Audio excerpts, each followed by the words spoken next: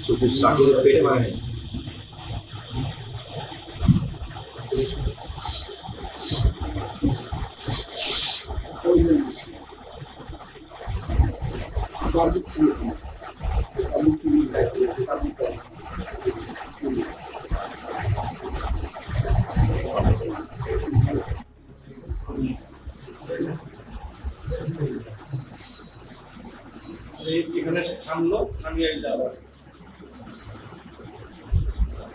আমরা যতদূর ঘটনাটা জানতে পারছি, সিজু মিয়া নামে এক ব্যক্তি, তিনি গাইবান্ধা সদরের বাগুড়িয়া গ্রামের অধিবাসী।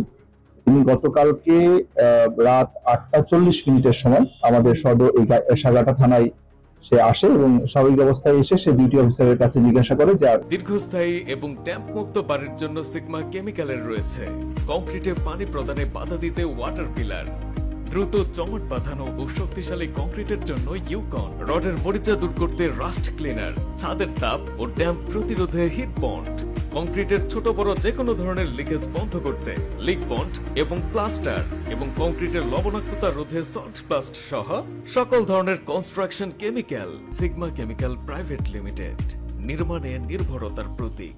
তার একটা মোবাইল ফোন হারিয়ে গেছে, সেই হারানো মোবাইল ফোনটা সংক্রান্ত বিষয়ে সে জিডি করতে চায়, কিন্তু আমাদের ডিউটি অফিসার লিটন তখন ছিল। ডিউটি অফিসার তাকে বলার চেষ্টা করে যে আপনার মোবাইল নাম্বার, যে ফোনটা হারিয়ে গেছে সেই ফোনের আইএমইআই নাম্বার, এগুলো কিছু তথ্য বা আপনি কোথায় বাসিন্দা।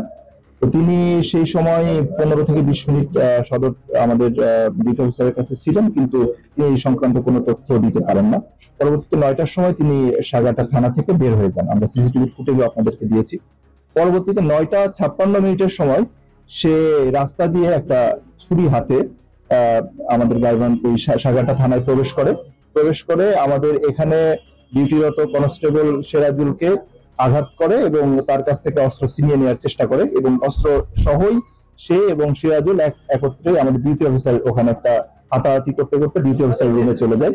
এবং ডিউটি অফিসারের রুমে যাওয়ার পরে সেখানে সে তার হাতে থাকা ছুরিটা দিয়ে এলোপাতাড়ি আক্রমণ করার চেষ্টা করে। সেখানে আমাদের একজন এএসআই, আপনারা জানেন, তিনি আহত হয়েছেন এবং আরো কয়েকজনকে সে আঘাত করতে উদ্যত হয়। পরবর্তীতে 9:57 সে ওই ছুরি হাতে নিয়েই দৌড়ে এখান থেকে ডান দিক দিয়ে চলে যায়।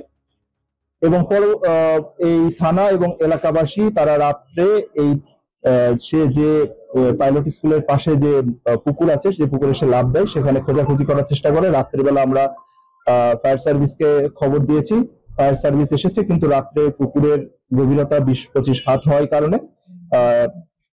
রাত্রেবেলা তারা অভিযান পরিচালনা করতে পারেন নাই। পরবর্তীতে সকালবেলা ফায়ার সার্ভিস অভিযান পরিচালনা করে এবং সেখান থেকে লাশ উদ্ধার করে, সিজু মিয়ার লাশ উদ্ধার করে। পরবর্তীতে আমরা তার নাম, ঠিকানা, পরিচয় জানতে পেরেছি। এই বিষয়ে মোটামুটি আমাদের কার্যক্রম চলমান আছে, একটা মামলা রুজু করার প্রক্রিয়াধীন আছে, ইডিও মামলা আপনারা বুঝতেছেন। তো আপাতত আমাদের কাছে এই তথ্য আছে, পরবর্তীতে মামলা চলমান অবস্থায় আছে, পরবর্তীতে আমরা তদন্ত সাপেক্ষে আরো বিস্তারিত তথ্য জানাতে পারবো। এখনো শ্রোতাল করা হয় নাই, তো এখন আঘাতের চিহ্ন ম্যাজিস্ট্রেট আসছেন, ম্যাজিস্ট্রেট আসার পর শ্রোতাল করার পর এই সংক্রান্ত তথ্য জানা যাবে। তারপরে লাশ ময়নাতদন্তের জন্য গাইবান্ধাকে প্রেরণ করা হবে। আমরা ধারণা করছি সে পানিতে ডুবে মারা গেছে। তার মোবাইল সেটটা এখনো কোথায় হারাইছিল মানে সে বলতে পারে না, কিন্তু আমরা তার এখনো পর্যন্ত মোবাইলটা উদ্ধার করি নাই। তবে একটা কল লোকেশনে যেটা দেখা যাচ্ছে, গাইবান্ধা সদরের মধ্যে একটা লোকেশনে। এইটা তো সে আমাদেরকে বলে নাই, তাকে সেই কারণেই প্রশ্ন করা হয়েছিল যে আপনি এখানে কেন আসছেন, আপনার তো যাওয়ার কথা ছিল গাইবান্ধা সদর থানায়। পরবর্তীতে আমাদের এখানে যে ডিউটিরত কনস্টেবল ছিল, সে গাইবান্ধা সদর থানায় তাকে যাওয়ার জন্য একটা অটো ভ্যানে তাকে কিছু টাকা দিয়ে উঠাই দিয়েছিল, কিন্তু পরবর্তীতে সে আবার পরে আসে। এখনো পর্যন্ত আমরা আপনার রাজনৈতিক পরিচয় জানতে পারি। সে একজন ছাত্র ছিল, রিসেন্ট টাইম সে গাইবান্ধা কারিগরি শিক্ষা প্রতিষ্ঠান থেকে সে একটা স্বল্প মেয়াদী কোর্স, ড্রাইভিং কোর্স কমপ্লিট করছে।